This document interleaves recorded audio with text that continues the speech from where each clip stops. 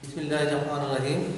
প্রিয় শিক্ষার্থীবৃন্দ, Chandpur polytechnic institute কর্তৃক আয়োজিত অনলাইন শিক্ষা অর্থাৎ অনলাইন ক্লাস থেকে তোমাদেরকে শুভেচ্ছা। আশা করি সবাই ভালো আছো, নিরাপদে আছো এবং সুস্থ আছো। আজকে আমরা প্রথম পর্বের ইলেকট্রনিক্স টেকনোলজির যে ক্লাসটা করবো সেটা হলো সোশ্যাল সায়েন্স অর্থাৎ সমাজবিজ্ঞান। সমাজবিজ্ঞানে আমরা প্রথম অধ্যায়টা নিয়ে আলোচনা করব। প্রথম অধ্যায়টা আছে অর্থাৎ যে বিষয়টা নিয়ে আমরা আলোচনা করব প্রথম অধ্যায়, সেখানে আছে পুরবিজ্ঞানের অর্থ, পরিধি এবং পুরবিজ্ঞানের সাথে অন্যান্য সমাজবিজ্ঞানের যে সম্পর্কগুলি সেই সম্পর্ক এবং এই পুরবিজ্ঞান কেন পাঠ করতে হয় অর্থাৎ সমাজ জীবনে তথা পারিবারিক জীবনে বা ব্যক্তি জীবনে কেন পুরবিজ্ঞান পাঠ করা প্রয়োজন হয়। এছাড়াও কারিগরি ছাত্রদের তথা ডিপ্লোমা ইঞ্জিনিয়ারদের কেন এই পুরবিজ্ঞান পাঠ করার প্রয়োজন হয়, এই বিষয়গুলি নিয়ে আমরা আলোচনা করব। আলোচনায় যাওয়ার আগে আমাদের জানতে হবে যে সমাজ বিজ্ঞান, এখানে যে বিজ্ঞান বিষয়টা কি অর্থাৎ বিজ্ঞানটা কি। বিজ্ঞান আমরা অনেকেই জানি সায়েন্স বা বিজ্ঞান। বিজ্ঞান হলো যেটাকে আমরা সায়েন্স বলি বা বিজ্ঞান বলি।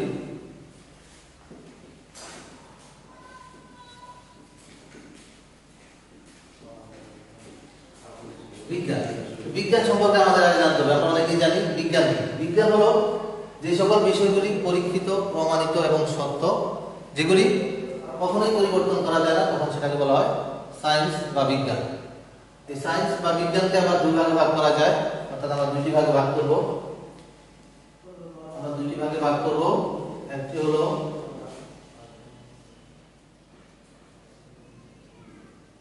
প্রাকৃতিক বিজ্ঞান, আরেকটি হলো সামাজিক বিজ্ঞান।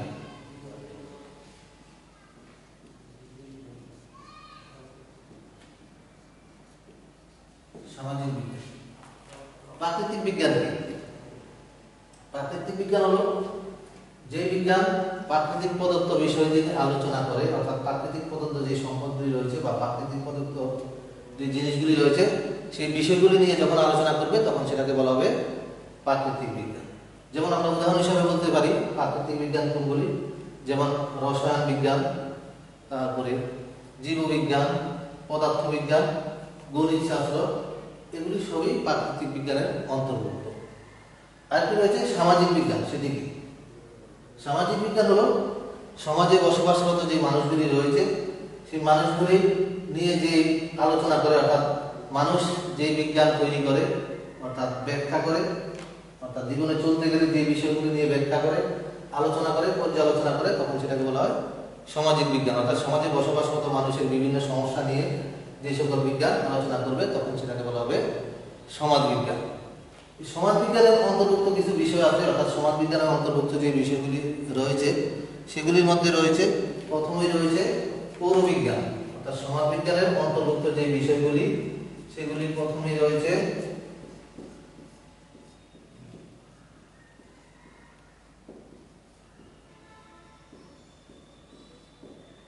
পৌরবিজ্ঞান। পৌরবিজ্ঞান কি?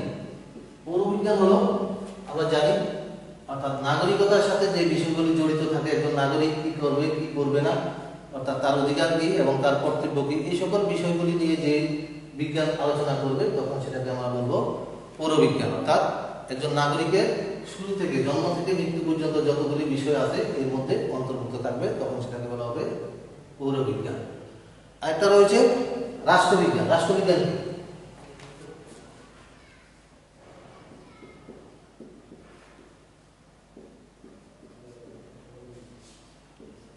রাষ্ট্রবিজ্ঞান। রাষ্ট্রবিজ্ঞান হলো একটি রাষ্ট্র কিভাবে গঠিত হবে, একটি রাষ্ট্র কিভাবে পরিচালিত হবে এবং রাষ্ট্রের কি সংবিধান কিভাবে কে পরিচালনা করবে এবং রাষ্ট্রের মূলনীতি এবং কাঠামোগুলি কি হবে, এই সকল বিষয় নিয়ে যে বিজ্ঞান বা যে শাস্ত্র আলোচনা করবে তখন সেটাকে আমরা বলবো রাষ্ট্রবিজ্ঞান। অর্থাৎ রাষ্ট্র কিভাবে গঠন করা হয়, রাষ্ট্রের প্রকৃতি কি হবে, রাষ্ট্র কিভাবে পরিচালিত হবে, কে রাষ্ট্র পরিচালনা করবে, এই সংক্রান্ত সকল বিষয়গুলি এই রাষ্ট্রবিজ্ঞানের অন্তর্ভুক্ত হবে। তারপর একটা রয়েছে সমাজ বিজ্ঞান। আমরা বলে ফেলছি সমাজ বিজ্ঞান কি। সমাজ বিজ্ঞান হলো সমাজে যে বসবাসরত মানুষগুলি রয়েছে তাদের আচার আচরণ বা কিভাবে তারা চলবে সেই সকল সকল বিষয়গুলি নিয়ে যে বিজ্ঞান আলোচনা করবে তখন সেটাকে বলা হবে সমাজ বিজ্ঞান। তারপর একটা রয়েছে নীতিশাস্ত্র। নীতিশাস্ত্র কি? নীতিশাস্ত্র হলো নীতিশাস্ত্র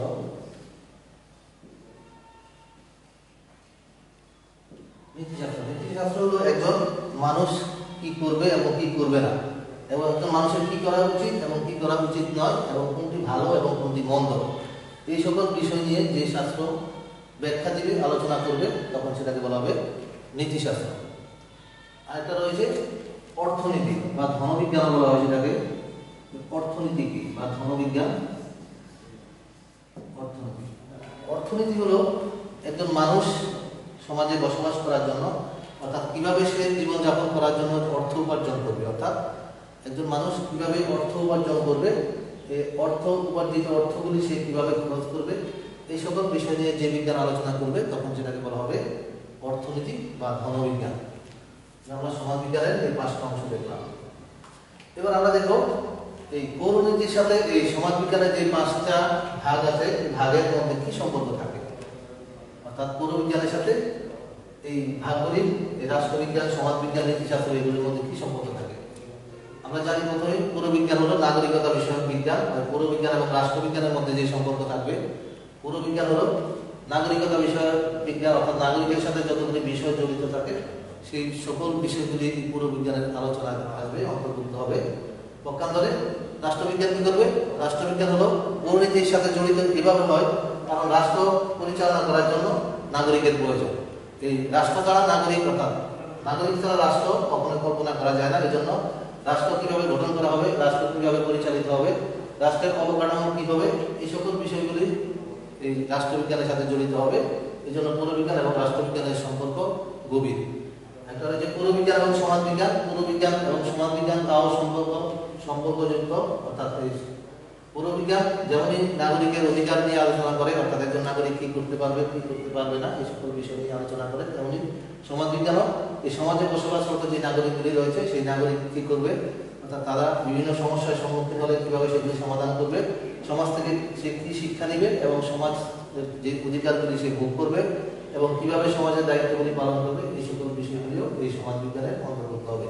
এই কারণে পৌরবিজ্ঞান এবং সমাজবিজ্ঞান দুটি একে আরেকটির সাথে ওতপ্রোতভাবে জড়িত। তারপর রয়েছে পৌরবিজ্ঞান এবং অর্থনীতির সম্পর্ক কি? আমরা জানি পৌরবিজ্ঞান নাগরিকতার সাথে জড়িত বিজ্ঞান। এই পৌরবিজ্ঞান নাগরিক যারা রয়েছে এই নাগরিক এর সাথে অর্থনীতির সম্পর্ক থাকে, কারণ হলো অর্থনীতি প্রত্যেকটা মানুষই যে কাজই করুক না কেন অর্থনৈতিক কর্মকাণ্ড করতে হয়, কারণ মানুষ প্রতিদিনের জীবনযাপন করতে হলে অর্থনীতির প্রয়োজন। এই জন্য মানুষ কিভাবে অর্থগুলি উপার্জন করবে এবং এই উপার্জিত অর্থগুলি সে কিভাবে খরচ করবে, এবং কারণ আমরা জানি আমাদের সম্পদ সীমিত, এই সীমিত সম্পদ দিয়ে কিভাবে এই চাহিদাগুলি পূরণ করা যায়, এই বিষয়গুলি নিয়ে আলোচনা করে অর্থনীতি। এই কারণে পৌরবিজ্ঞান এবং অর্থনীতি একটি আরেকটির সাথে সম্পর্ক ওতপ্রোতভাবে জড়িত, একটি ছাড়া আরেকটির কথা কল্পনা করা যায় না। আচ্ছা, এবার আমরা আসবো ব্যক্তিগত জীবনে তথা পারিবারিক জীবনে অথবা সমাজ জীবনে এই পৌরবিজ্ঞান কেন পাঠ করা প্রয়োজন, অর্থাৎ প্রত্যেকটা নাগরিকেরই এই ব্যক্তিগত জীবনে তথা সামাজিক জীবনে কেন পৌরবিজ্ঞান পাঠ করতে হবে। প্রথমে আমরা জানবো নাগরিকের গুণাবলী অর্জন করার জন্য, অর্থাৎ বলছে যে একজন নাগরিক অর্থাৎ সুনাগরিকদের গুণাবলী অর্জন করার জন্য একজন, আমরা জানি সুনাগরিক হলো একটি দেশের প্রকৃত সম্পদ, অর্থাৎ সুনাগরিক হতে হলে একজন নাগরিককে তার বিবেক থাকতে হবে এবং ন্যায়বোধ থাকতে হবে এবং তার বুদ্ধি থাকতে হবে। এই 3টা গুণ যখন তার মধ্যে থাকবে তখন সেটাকে আমরা বলবো সুনাগরিক। অর্থাৎ এই সুনাগরিক হওয়ার জন্য এই পৌরবিজ্ঞান পাঠ করতে হবে। তারপরে আর কি রয়েছে, নাগরিকের অধিকারগুলি জানার জন্য, অর্থাৎ একজন নাগরিকের সামাজিক অধিকারগুলি জানার জন্য। একজন নাগরিক একটি সমাজে যখন বসবাস করি, আমরা সবাই সমাজে নিজেদের প্রয়োজনেই বসবাস করি। যখন আমরা সমাজে বসবাস করি তখন সমাজের মধ্যে আমার কি অধিকারগুলি আছে এবং তার সমাজ থেকে আমি কি অধিকারগুলি ভোগ করব এবং সমাজের প্রতি কি দায়িত্বগুলি আছে, এই দায়িত্বগুলি আমাদের পালন করতে হবে। এই সামাজিক দায়িত্ব এবং এই অধিকারগুলি কিভাবে আমরা পালন করব সেই বিষয়গুলি জানার জন্য এই পৌরবিজ্ঞান প্রত্যেকটা নাগরিকেরই পাঠ করার প্রয়োজন হয়। তারপরে মানসিক সংকীর্ণতা লোপ পাওয়ার জন্য, অর্থাৎ মানসিক সংকীর্ণতা লোপ দূরীকরণের জন্য, অর্থাৎ একজন নাগরিক যখন এই পৌরবিজ্ঞান পাঠ করবে তার মধ্যে যদি কোনো মানসিক সংকীর্ণতা থাকে সেগুলি দূর হয়ে যায়। কারণ আমরা জানি এই পৌরবিজ্ঞান পাঠ করলে সমাজে বসবাসরত সকল মানুষের সাথে যোগাযোগ হয় বিভিন্ন কাজে। এই যোগাযোগ রক্ষার সময় তাদের মধ্যে এই মানসিক যে সংকীর্ণতা আছে সেটা দূরীকরণ হয়ে যায়। তারপরে রয়েছে সুশাসন পরিচালনার জন্য। আমরা জানি একটি রাষ্ট্র পরিচালনার জন্য সুশাসকের প্রয়োজন, অর্থাৎ একজন সুশাসক হলে রাষ্ট্র সঠিকভাবে পরিচালনা করা যায়। এই সুশাসক হওয়ার জন্য অর্থাৎ ভালো প্রশাসন পরিচালনা করার জন্য এই সোশ্যাল সায়েন্স বা পৌরবিজ্ঞান পাঠ করতে হবে। কারণ পৌরবিজ্ঞান পাঠ করলে সে বুঝতে পারবে একজন রাষ্ট্র পরিচালনার জন্য যে নিয়মগুলি রয়েছে, নীতিগুলি রয়েছে, সেগুলি সে যথাযথভাবে আয়ত্ত করতে পারবে। এই জন্য এই সুশাসন পরিচালনার জন্য এই পৌরবিজ্ঞান পাঠ করার প্রয়োজন হয়। তারপর নাগরিকের অধিকারগুলি জানার জন্য। আমরা জানি প্রত্যেক নাগরিকের কিছু অধিকার রয়েছে রাষ্ট্রের প্রতি, অর্থাৎ রাষ্ট্র থেকে কিছু অধিকার সে ভোগ করে, আবার রাষ্ট্রের প্রতি কিছু দায়িত্ব পালন করে। এই পৌরবিজ্ঞান পাঠ করলে সে যে রাষ্ট্রের যে অধিকারগুলি রয়েছে, সামাজিক অধিকার, ভোটদানের অধিকার, তারপর অর্থনৈতিক অধিকার, এই তিনটা অধিকার আছে। এই তিনটা অধিকার সে কিভাবে পাবে এবং সমাজের প্রতি তার কিছু দায়িত্ববোধ আছে, সেই দায়িত্বগুলি সে কিভাবে পালন করবে, এই পৌরনীতি পাঠ করার মাধ্যমেই সে এই বিষয়গুলি জানতে পারবে। তারপর আরেকটি রয়েছে রাষ্ট্রের মূলনীতি। আমরা জানি প্রত্যেকটা রাষ্ট্রের কিছু মূলনীতি রয়েছে, তেমনি আমাদের দেশেরও 4টি মূলনীতি রয়েছে। সেই 4টি মূলনীতি সম্পর্কে জানার জন্য এই সমাজবিজ্ঞান তথা পৌরনীতি পাঠ করা প্রয়োজন। রাষ্ট্রের যে মূলনীতিগুলি রয়েছে, প্রথম হলো সর্বশক্তিমান আল্লাহর প্রতি বিশ্বাস, অর্থাৎ পূর্ণ বিশ্বাস এবং আস্থা। তারপরে গণতন্ত্র, তারপর রয়েছে জাতীয়তাবাদ এবং ন্যায়নীতি বা ন্যায়নীতিবোধ। এই 4টি বিষয় জানার জন্য সাধারণত এই সোশ্যাল সায়েন্স বা পৌরবিজ্ঞান পাঠ করতে হবে। তারপরে এছাড়াও বিভিন্ন সমস্যা রয়েছে, সেই সমস্যাগুলি সমাধান করার জন্য পৌরনীতি পাঠ করা প্রয়োজন। একজন নাগরিকের অর্থাৎ জন্ম থেকে শুরু করে মৃত্যু পর্যন্ত প্রত্যেক ক্ষেত্রেই কিছু না কিছু পদে পদে সমস্যার সম্মুখীন হতে হয়। এই সকল সমস্যাগুলি থেকে কিভাবে সে উত্তরণ করবে, অর্থাৎ সমস্যাগুলি সমাধান করবে, সেই বিষয়গুলি জানার জন্য এই সাধারণত আমাদের এই পৌরবিজ্ঞান পাঠ করা প্রয়োজন হয়। তাহলে আমরা জানলাম ব্যক্তিগত জীবনে তথা পারিবারিক জীবনে এই পৌরনীতি কেন পাঠ করা প্রয়োজন হয়। তারপরে আমরা দেখব কারিগরি ছাত্রদের তথা ডিপ্লোমা ইঞ্জিনিয়ার যারা আমরা রয়েছি, এই ডিপ্লোমা ইঞ্জিনিয়ার বা কারিগরি ছাত্র, তাদের কেন পৌরবিজ্ঞান পাঠ করা প্রয়োজন হয়। কারিগরি ছাত্রদের সাধারণত যে সকল কারণে এই ডিপ্লোমা ইঞ্জিনিয়ারদের বা কারিগরি ছাত্রদের এই সমাজবিজ্ঞান পাঠ করতে হবে, কারণ হলো প্রত্যেক ডিপ্লোমা ইঞ্জিনিয়ারিং বা কারিগরি ছাত্রই সমাজের অন্তর্ভুক্ত। সেই কারণগুলির মধ্যে প্রথম কারণ হলো সামাজিক জ্ঞান জানার জন্য। আমরা জানি প্রত্যেকটা লোকেই সমাজবদ্ধ জীব, অর্থাৎ সমাজে তাদেরকে বসবাস করতে হয়। এই জন্য সমাজের যে সকল জ্ঞানগুলি রয়েছে সেই জ্ঞানগুলি জানার জন্য সাধারণত এগুলি পাঠ করতে হয়। তারপরে রয়েছে সমাজ গঠন, অর্থাৎ কিভাবে সমাজ গঠন করা যায়, অর্থাৎ সমাজ কিভাবে গঠন হয়। আমরা জানি সমাজ গঠন করতে হলে কিছু উপাদান প্রয়োজন হয়।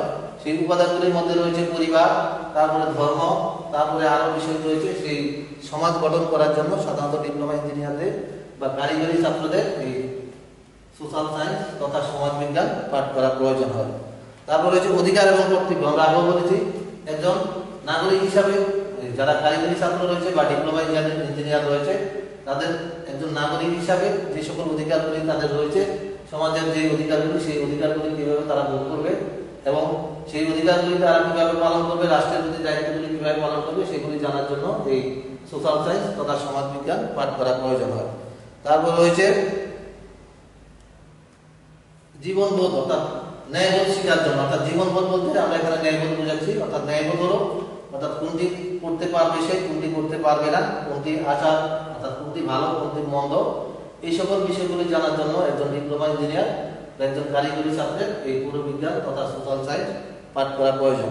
তারপর আমরা আগে বলছিলাম যে রাষ্ট্রের মূলনীতি, অর্থাৎ ডিপ্লোমা ইঞ্জিনিয়ার বা যারা কারিগরি ছাত্র রয়েছে তাদেরও রাষ্ট্রের মূলনীতি সম্পর্কে জানা প্রয়োজন। অর্থাৎ কারণ তারা রাষ্ট্র পরিচালনায় অন্তর্ভুক্ত থাকে, অর্থাৎ রাষ্ট্রের অন্তর্ভুক্ত বিষয়গুলো তাদের প্রয়োজন।